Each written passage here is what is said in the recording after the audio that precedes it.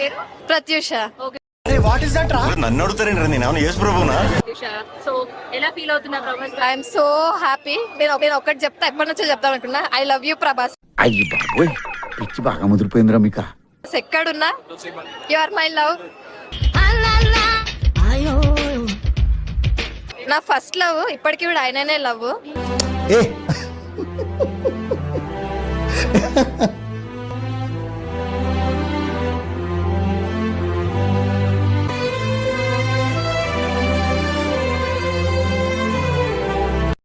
I love you Prabhas. అనుకోవచ్చా? అంతే. వేరే వేరే హీరోలు రావచ్చు, ఇంకా స్మార్ట్ రావచ్చు. Never. Prabhas is my favourite. అంతే. Prabhas Prabhas Prabhas. I love you Prabhas.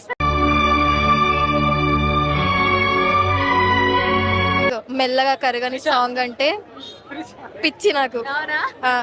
Like Trisha place లో నన్ను నేను ఊహించుకుంటాను అనమాట. ఏం మాట్లాడుతున్నావురా, నరాలు కట్ అయిపోయింది. I love him. చిన్నప్పటి నుంచి క్రష్ అనుకోండి, ఇంకా నా లవ్ అది.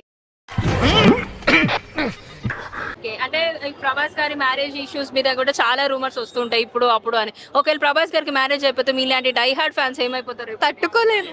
నేను ఈ ప్రపంచాన్ని వదిలి వెళ్ళిపోదాం అనుకుంటున్నాను.